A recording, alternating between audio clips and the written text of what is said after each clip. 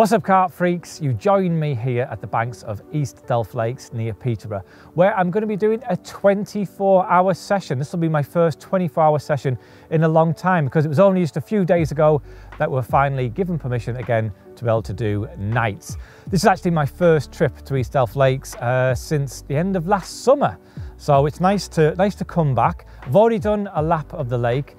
Haven't really seen a great deal, if I'm honest. Conditions aren't great. We've got high pressure. It was a cold night, a frosty night last night. It's very still. Not seen many signs of fish, but I'm sure there will be the odd opportunity during this session. So let's go and get the kit out of the van and make a start.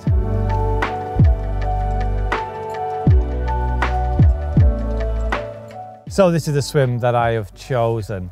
And the reason I've gone in here is what little wind there is pushing into this corner here to my left.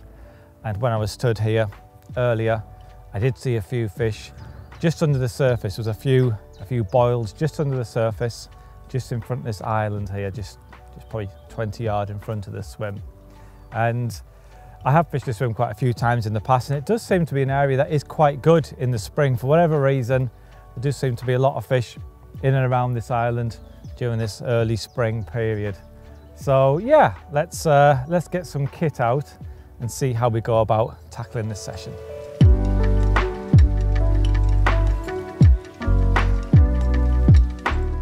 So I've just come along the margin that's to the left of the swim I'm fishing, and there is a spot along here that's been really productive for me in the past, and I've just seen a fish just a short while ago just roll along this margin. So all I'm doing now is just having a bit of a feel around down here, just lowering the lead down to the bottom. That's rock hard. What I'm going to do now is wind the tip down so it touches the surface of the water, and then just move, see if there's a change in depth.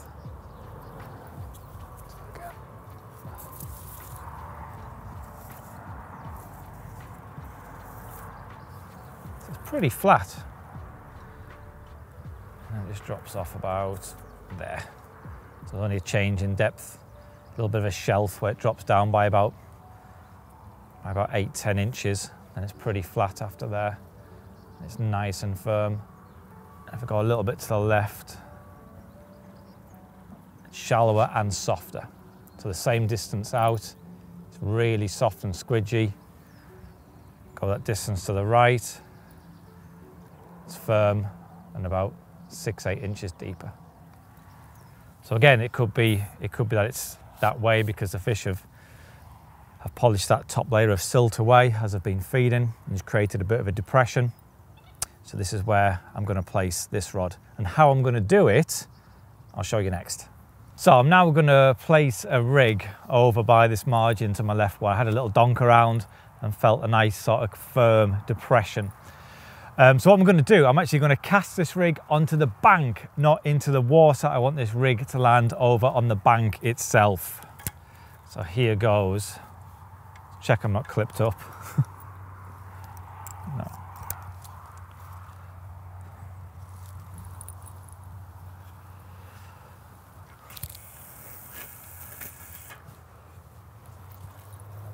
So that's gone over on the bank just behind the spot where I'm going to be placing the rig.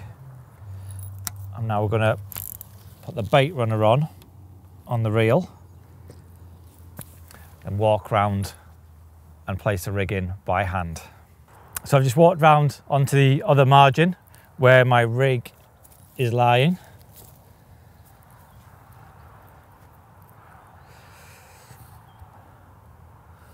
All I'm going to do now is drop this rig in the same spot where I was having a feel around with the bare lead. Okay, so I'm going to do that. I'm going to drop it in place. I'm going to have the line running through my fingers like this before I let go.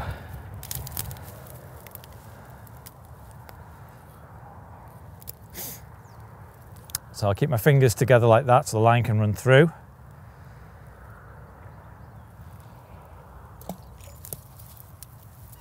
And I managed to feel that down with my fingers as well. That landed rock hard. Now the line that goes back to the rod, I have a bank stick by the water's edge with a bobbin clipped on. What I'm going to do now is clip the line that goes back to the rod in that bobbin.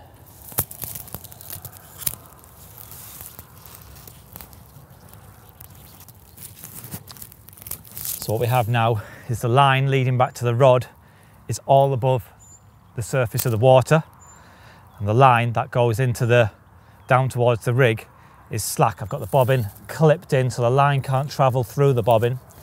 So I've got the line just hanging limp, going down to the rig. That's all pinned down on the deck, out of harm's way. And it's a much more inconspicuous approach for any fish feeding around the margins. There isn't line running back to the rod, running through the swim. Instead, the only bit of line approaching the swim is just a few feet going straight down off the bobbin here. So I just want to introduce a little bit of bait over this rod, just enough to get a bite. It's still only early spring, so there's no need to go crazy with bait. I'm just introducing a handful, and what I have here are some Pacific tuna boilies, which I'm just crumbing down to nothing. And these baits have been soaking in a 𝘁𝗵𝗀𝗁 compound for a couple of days. And by soaking the baits in this 𝘁𝗵𝗁𝗁 liquid, it really cranks up the food signals. So only a small handful of bait like this provides lots and lots of attraction without the risk of overfeeding the fish. So I'm back at the rods now. All I'm doing is just tightening up the line to make sure that all that line is running above the surface.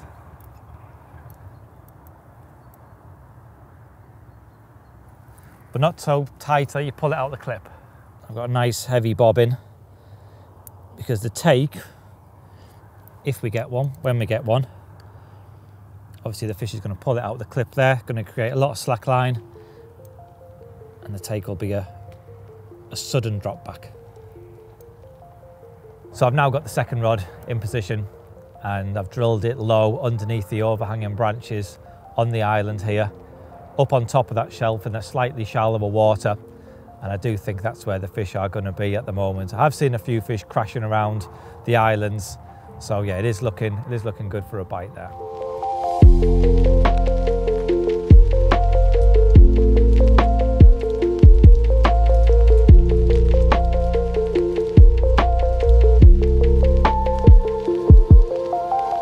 Well, rather predictably, today has been somewhat quiet. There's been very little activity. Although in the past few minutes, there does seem to be a little bit more life in the pond. In fact, a fish has just shown just a short while ago, not far off my right-hand rod. So I am quietly confident going into tonight. But before then, and if you are enjoying this video, please give it a like and make sure to subscribe to the 𝘃𝗶𝗍𝗺 YouTube channel, and also click the bell icon to be notified when any new videos land. And also make sure you follow 𝘃𝗶𝗍𝗺 over on their social media platforms.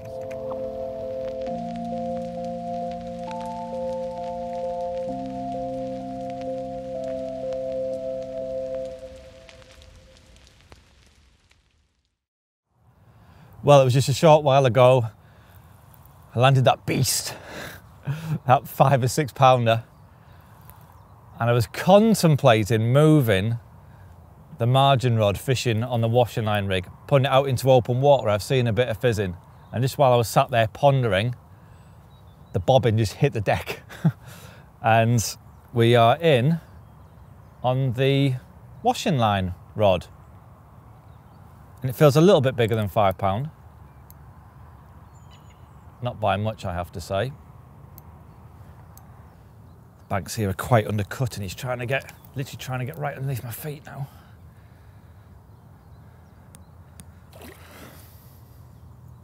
I did say it was marginally bigger.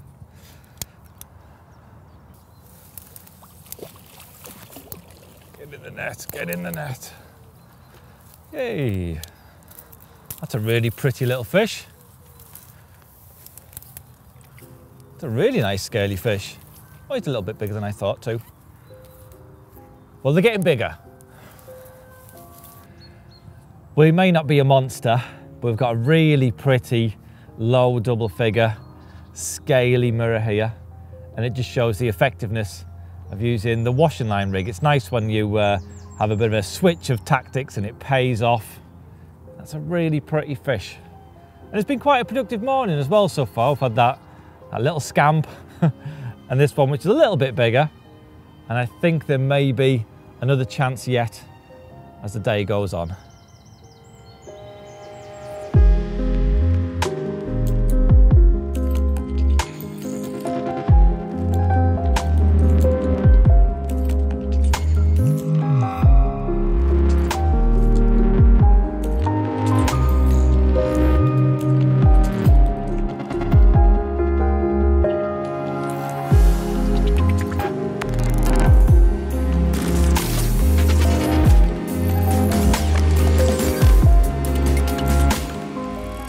Well, it's the washing line rod that's done the business again. Just out with the blue, drop back, bobbin hits the deck, and we're playing what feels a bigger fish, which wouldn't be difficult, would it? Let's face it. Come on, that's a lovely linear. Nice. Well, they're getting bigger. That's a really nice linear, really nice looking fish. That's made my morning, that has. Well, how's that for a really cool looking carp? We've got an incredible looking linear here. Biggest fish of the morning so far, probably around 16 pound this one. Beautiful looking fish. And it has been quite a productive morning's fishing. But I would like just one more before it's time to call it a day. I'm being greedy now.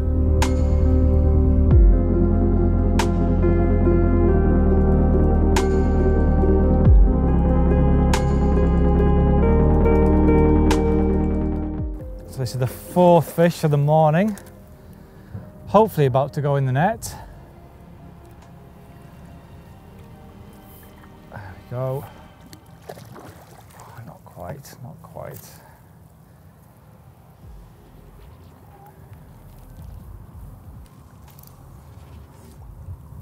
That's a slightly bigger fish, I think, too, in the net. Yes.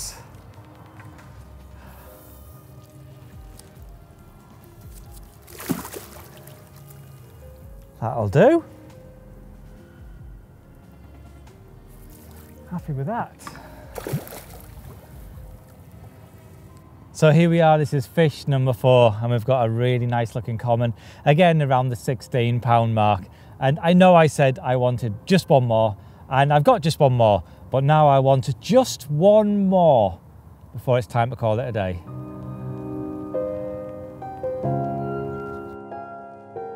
Well, that brings us to the end of this 24-hour session here at 𝘃𝗶𝗱𝗄, and it has been tough going. I did say right at the start of this session, looks flat and lifeless, doesn't it? You on edge, you're right. Got a cutter or something? It's just looking a bit that's all, isn't it? I'll feel an edge until I've got one on the bank, I suppose. I thought it was going to be tricky, and that has been the case.